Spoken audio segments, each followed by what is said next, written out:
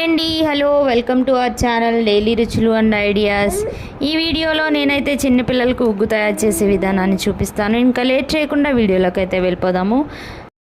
ఈ ఉగ్గు తయారు చేయడానికి 1 కప్పు బియ్యం, 1 స్పూన్ పల్లీలు, 1 స్పూన్ మినప్పప్పు, మినుములు తీసుకోవచ్చు. నా దగ్గర మినుములు లేవని నేనైతే మినప్పప్పు తీసుకున్నానండి. మినుములు కూడా లేకపోతే మినపగుళ్ళు అయితే తీసుకోవచ్చు.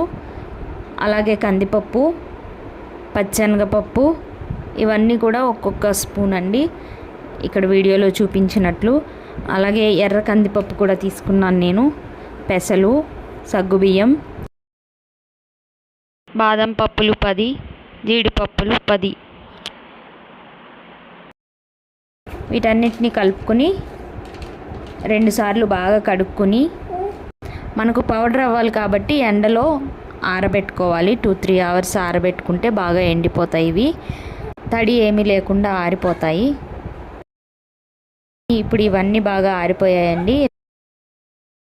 ఇలా బాగా ఆరిపోయిన వాటిని తీసుకుని నేనైతే కొత్త బౌల్ తీసుకున్నాను. కారం వాడనివి ఏవైనా తీసుకుని దానిలో మాడిపోకుండా మంచి స్మెల్ వచ్చే వరకు వేయించుకోవాలి. దీనిలోకి 1/2 స్పూన్ వాము కూడా యాడ్ చేసుకోవాలి. వీటన్నిటిని 8 నుండి 10 నిమిషాల వరకు వేయించుకోవాలి. ఇలా వేయించుకున్నవన్నీ బాగా చల్లారిన తర్వాత మిక్సీ జార్లోని తీసుకుని మెత్తని పౌడర్ లాగా చేసుకోవాలి.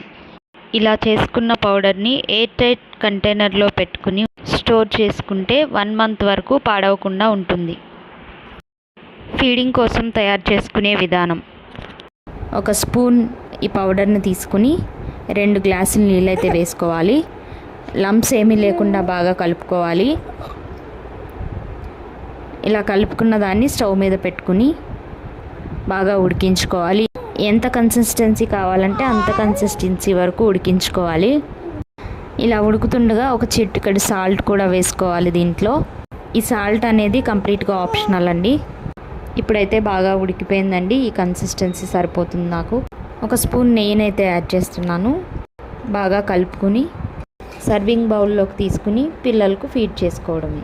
6 మంత్స్ పిల్లలకి సాలిడ్ ఫుడ్ స్టార్ట్ చేసిన వెంటనే డైజెస్ట్ అవుతుందో లేదో అని డౌట్ ఉన్నట్లయితే ఒక్కొక్క పప్పు 2 డేస్కి ఒకసారి యాడ్ చేస్తూ ఫైనల్గా అన్ని పప్పులతో ఇలా అయితే ఉగ్గు అయితే తయారు చేసుకోవచ్చండి.